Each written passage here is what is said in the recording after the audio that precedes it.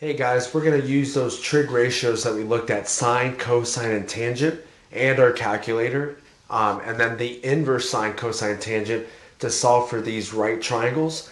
Really, there are two things you're going to solve for in these problems. You're going to solve for either angles, missing angles, so you don't have all the angles, so you're going to use the ratios to find a missing angle, or you're going to use them to find a missing side. So the first problem I'm going to give you is a right triangle. Okay, and the right angle is almost always going to be designated on these problems. And then you have A, B, C. And then they give you, this is X, side length Y, side length X over here. Up here 16. And they give you this angle is 19 degrees. Okay, so just a reminder, you're going to either be solving for angles, which I have 1, 2, 3 angles. By the way, I don't know what B is, so that's one of the angles I'm going to find. And you're going to solve for sides like X and Y. I already know what 16 is. So we want to be ready with that. There are a couple ways we're going to do it. I'm going to use the trig ratios, but there are other ways to figure them out. So please get practice with the trig ratios because sometimes that's the only way you can solve it. Okay, so I'm going to start off by solving for the sides X and Y. Okay, so this is what you do.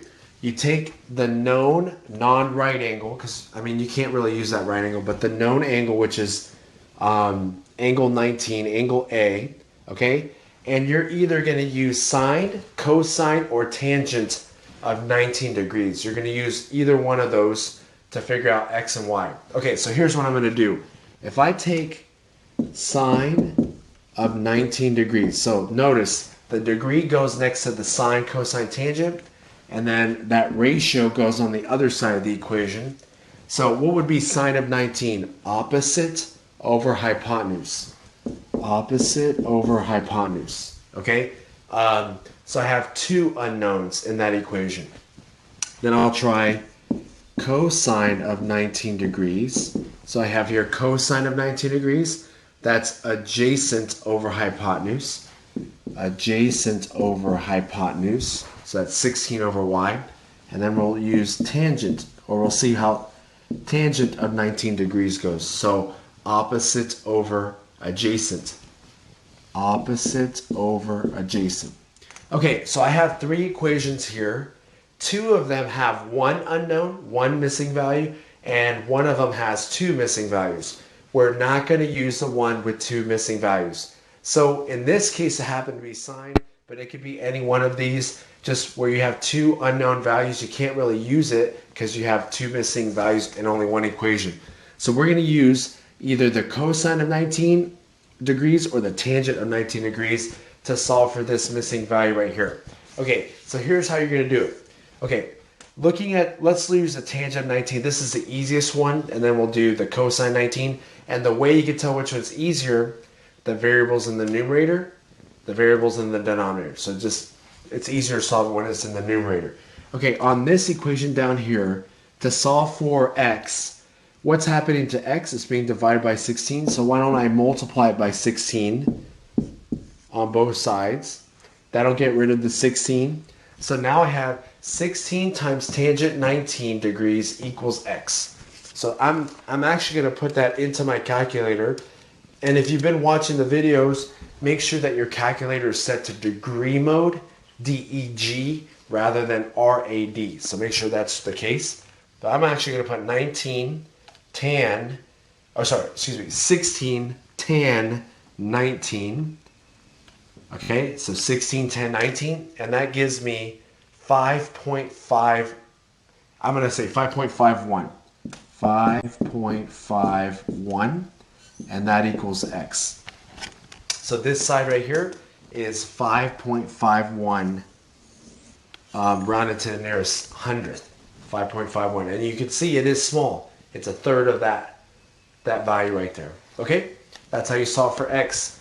Now, we've already solved for x, so I could put 5.51 here, and I could even put it up here, but the reason I don't use the one with the two variables is that if I mess up x, then I'm going to mess up y. So use the one with the most known values, which in this case now we're going to go to cosine 19.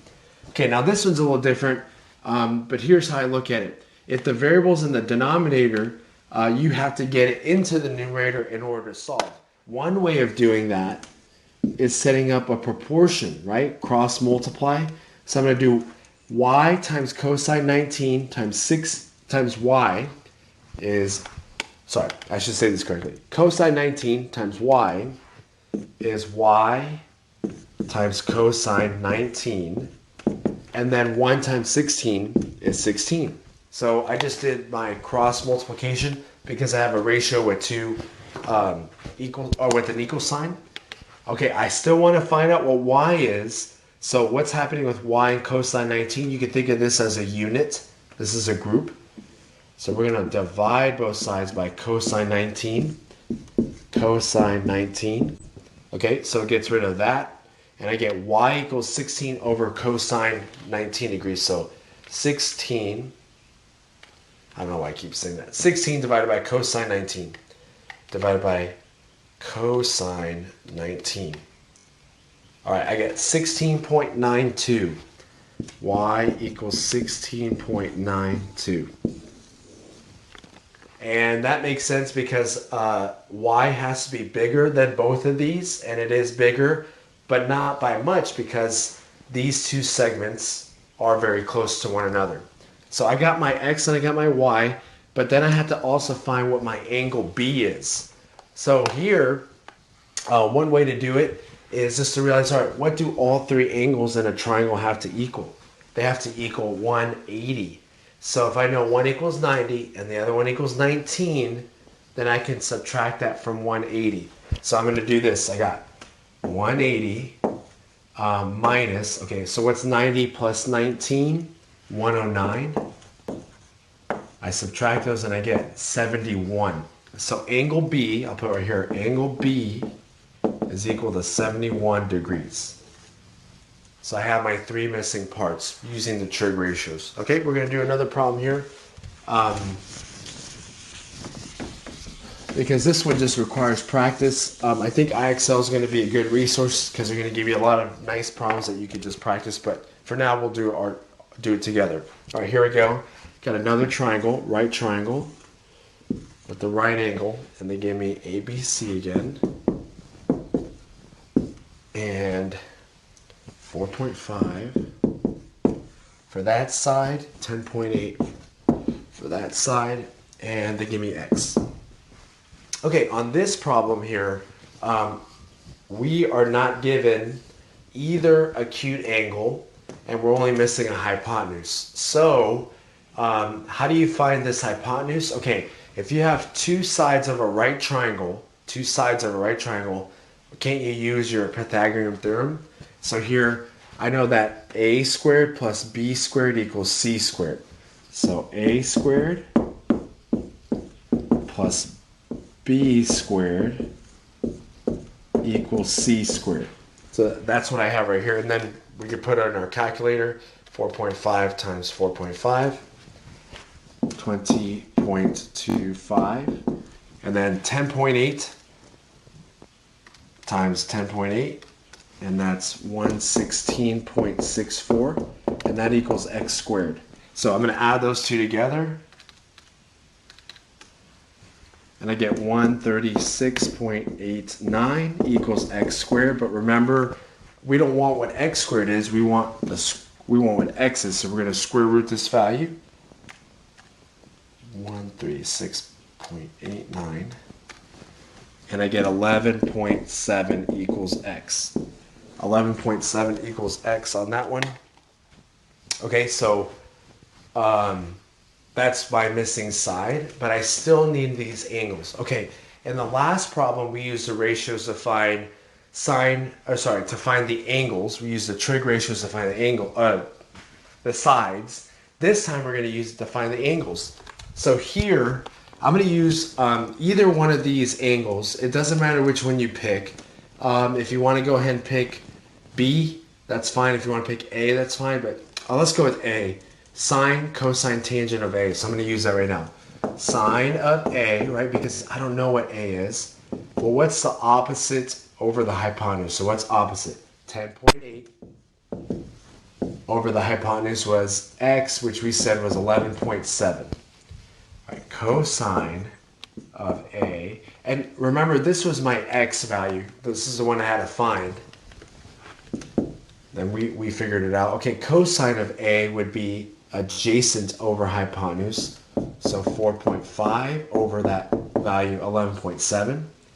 And then tangent of A was opposite over adjacent. 10.8 over 4.5. Okay, now two of them have the same number, that 11.7 in the denominator. I'm not going to use those two because they were the ones that I solved for. They're the ones that I found x, and if I messed up x, I'm going to mess up these angles. So I need to be careful with that. I'm going to use the one where it gives me the most info that they already gave me. Remember the 10.8 and the 4.5? I'm going to use that info. Okay, so I'm going to use tangent of A equals, now if I do 10.8 divided by 4.5 and round it to the nearest 10,000, which I don't have to, I get 2.4. Okay, that is not the degree of A. But remember, in my calculator, if I'm trying to find an angle, I use inverse tangent or inverse cosine or inverse sine. So in my calculator, I put that tan to the -1, and then I type 2.4. So I'm going to put that in for my calculator. Some of you, it might be you put 2.4, then press tan to the negative first or second tan. So just figure out how that button, just make sure you get what number I get here. 2.4. And I get 67.38, which we're going to round to the nearest degree. So A is equal to 67 degrees. A is 67 degrees. That's one of my answers right there. But how do I find B? How do I find that angle B? Well, if these three angles equal 180, so what's 67 plus 90? 67 plus 90 is 157. So I hope you can see this. 180 minus 157 is 23. So B is 23 degrees. And another way to check it is that these two angles, these two acute angles, had to equal 90 degrees. And they do. So those are my two missing angles. Okay? I think we have time for one more. And please ask questions, guys. If you watch this video and you're like, oh my goodness, I have no clue what you're talking about, Mr. A, that's okay. But you got to ask me questions on these problems. So here the kind of like a review of what we're doing. We're trying to find missing sides and missing angles of right triangles. We're going to use sine, cosine, and tangent, our Pythagorean theorem, and understanding that angles in a triangle all add up to be 180. Okay, so last one here. We'll go with this triangle. So here's my right triangle, and they give it to me as ABC. And I don't know B, I don't know C, I do know this is 12.4, and then this angle up here is 69 degrees. Okay, so I'm trying to find side C, side B, and angle A. So I have three parts to solve for in this problem. I already am given an angle, an acute angle, so I'm going to use sine, cosine, and tangent to find these two values if possible. So here I have sine of 69 degrees. So that's the known one. That's the one they gave me. So opposite over hypotenuse, B over C. Okay, notice it has two missing sides, so I might not use that one. I probably won't use it. Cosine of B would be 12.4 over C. 12.4 over C. And then tangent of 69, so tangent of 69 is opposite over adjacent. B over 12.4. All right, so you see where those come from? I'm gonna kind of dim these lights down here because it's hard to see the board. Okay, so here I have these sides based on their ratios. Remember, it's easier to solve when the variable is up in the numerator because I have to multiply both of these sides by 12.4. So I have to figure out what's 12.4 tangent 69, because that's going to equal b. I multiply both sides by 12.4. So I'm going to put that into my calculator, 12.4 tan 69. Notice I'm not using inverse. The reason I'm not using inverse tangent is because I already have an angle. If I didn't have the angle, I would use inverse tan. That gets me 32.3. So I'm going to use that. B equals 32.3. That's my B value. That's this side right here. And then I'm going to use cosine 69 to solve for C. And remember, if the variable's in the bottom, why don't you cross multiply? And here's what you're going to get. C times cosine 69 degrees equals 12.4. Then I divide both sides by cosine 69 degrees. Okay, and that gets rid of that and that.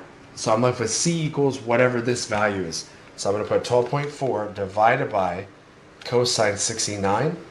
And that gets me C equals 34.6. 34.6. C is the longest side with B not too far behind, so that makes sense.